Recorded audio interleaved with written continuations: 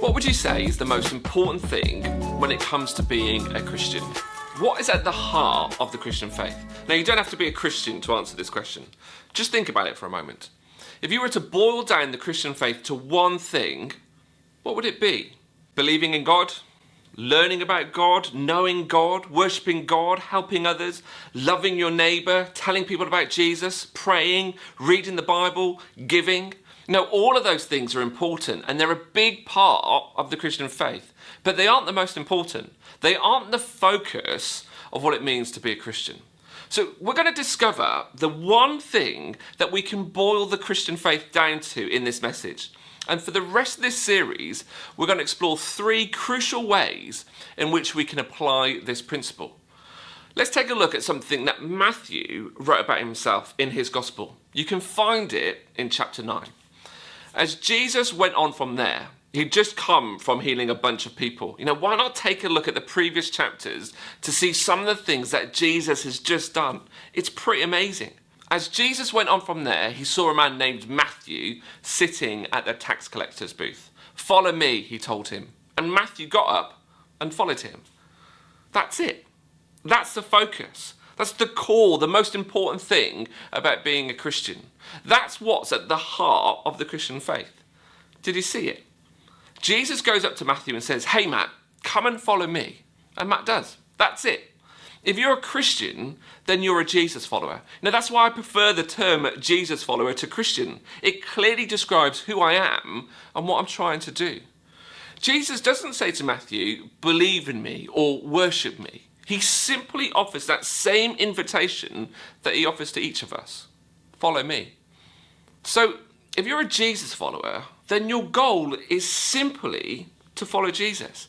Now, I know this isn't a deep revelation for most of you. It's not rocket science. It's not a radical new teaching or an exciting new way of exploring faith. It's simple, but that doesn't mean it's simplistic or easy.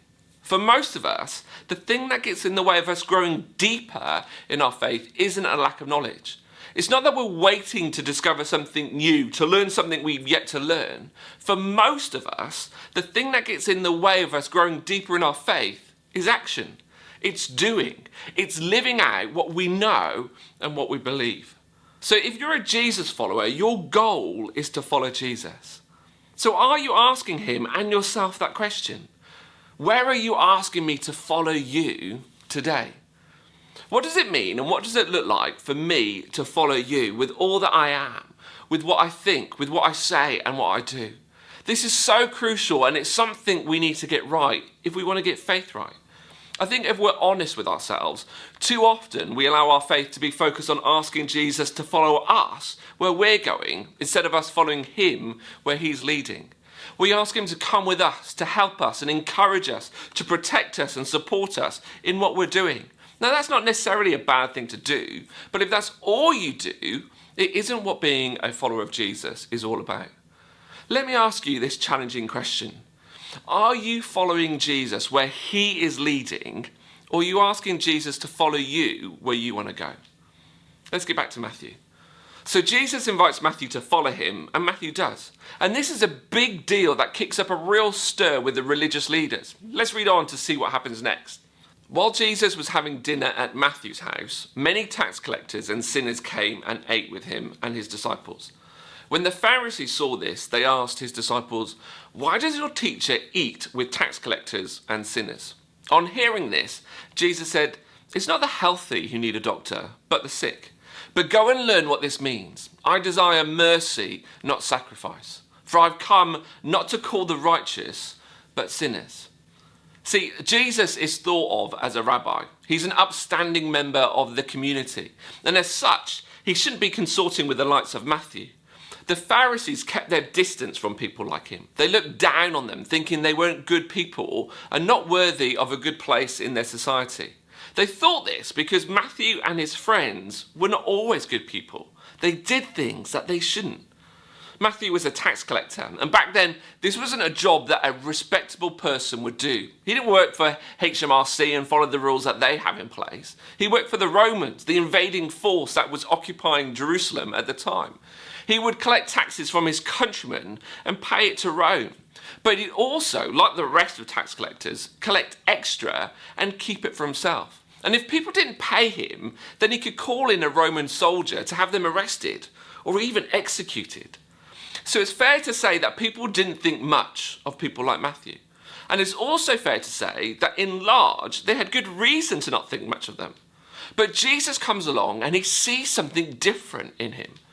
Jesus invites this corrupt sellout to follow him, to be part of his plan to bring salvation and redemption to the world.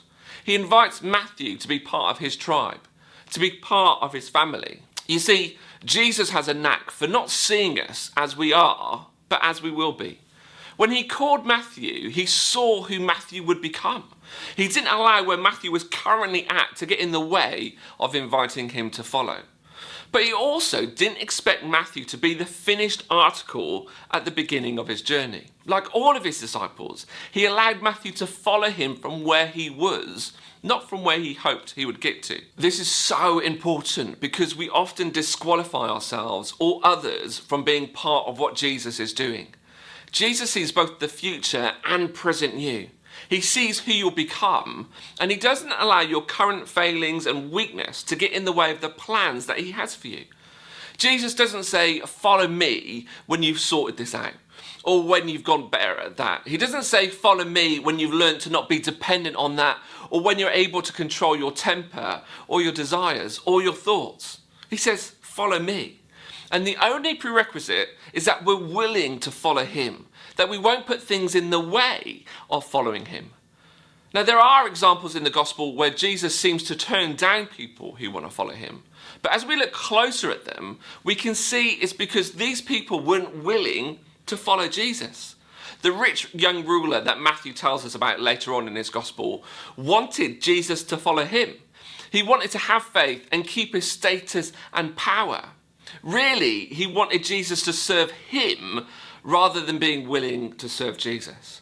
On paper, this guy had it all. He was probably well educated, he had status and respect, he was an upstanding member of his community, and when compared to Matthew, he was head and shoulders ahead. Yet today, we know who Matthew is, and this guy is just another nameless, faceless person whose life has been immortalized as an example of the missed opportunity of what could happen if we have the courage to accept Jesus' invitation to follow him. Who would you rather be like, Matthew or this guy? I wonder if you're disqualifying yourself from really accepting Jesus' invitation to follow him because you know deep down that you're not ready, that you're not good enough, or you don't know the Bible well enough, or you don't know how to pray. Perhaps you feel that you don't have a strong enough faith, and therefore you can't really be a Jesus follower. Perhaps you compare yourself to others who seem to have it all together, who seem to float through life, and whenever difficulty comes their way, they just pray and rejoice, and everything seems to get sorted. Surely those are the people that Jesus is really wanting to follow him. Surely those are the people whom he wants to be part of his plan to bring salvation and redemption, to bring hope and joy to the world. Well, yeah, they are, but so are you and me. Jesus invites those of us who are not sure what we believe, who have questions and doubts, who make mistakes and know that they can be self-focused. Whoever you are, wherever you're at, Jesus invites you to follow him from where you are and allow him to do the rest. Your job is simply to get up and to follow where he leads. Now, I want to labour this point because I think too often we think faith is about belief, whereas Jesus says it's about following. Now, of course, belief is important. The most famous verse in the Bible says, "For God so loved the world that he gave his one and only Son, that whoever believes in him shall not perish but have eternal life." And I bet you can tell me where that is in the Bible. I think one of the reasons we've highlighted these words is because it makes it easier for us. All we have to do is believe and we're set for eternity. Now that's true, but true belief is shown through our actions. Here's some other famous words from Jesus. Then Jesus told his disciples, "If anyone would come after me, let them deny themselves and take up their cross and follow me.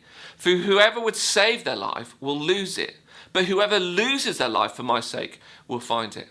Now, if you've been a Jesus follower for some time, then I'm pretty sure you've come across these words before.